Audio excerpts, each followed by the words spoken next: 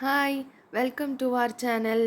இன்றைக்கி நம்ம பால் ஆடையிலேருந்து எப்படி பட்டர் எடுக்கலான்னு அதுலேருந்து எப்படி நெய் செய்யலான்னு பார்க்கலாம். இந்த மாதிரி பால் ஆடை வந்து கலெக்ட் பண்ணி வச்சுக்கலாம். 1 வீக் உரியது இது.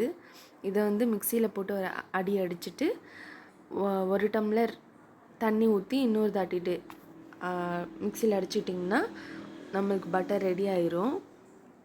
அந்த தனியாக பிரிஞ்சு வந்திருக்க பட்டர்லாம் எடுத்து நல்லா பிழிஞ்சு விட்டுக்கோங்க. 1 வீக் நம்ம கலெக்ட் பண்ண ஆடையிலேருந்து கொஞ்சம் தான் பட்டர் கிடைக்கும். இவ்வளோ தான் கிடைக்கும். மீதை வந்து மோர், அதை நீங்கள் யூஸ் பண்ணாலும் யூஸ் பண்ணிக்கலாம், இல்லைனாலும் வேண்டாம். நல்லா அந்த மோர்லாம் பிழிஞ்சு விட்டு எடுத்துக்கோங்க. இந்த மாதிரி நம்ம 1 மந்த் சேர்த்து வச்ச பாலாடையிலேருந்து கிடைச்ச பட்டரு, அந்த பட்டர்லேருந்து எப்படி நெய் எடுக்கலான்னு பார்க்கலாம். அந்த பட்டர்லாம் ஒரு இரும்பு வடை சட்டியில் எடுத்துக்கோங்க. இரும்பு வடை சட்டி தான் நல்லது.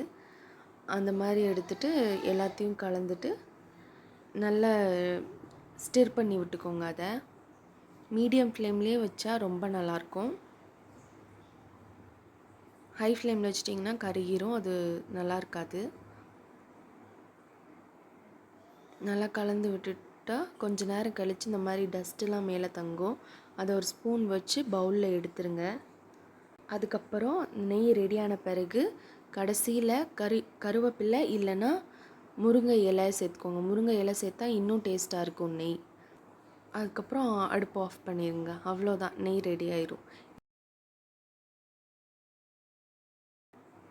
தேங்க்ஸ் ஃபார் வாட்சிங். நம்ம சேனலை சப்ஸ்கிரைப் பண்ண மறந்துடாதீங்க.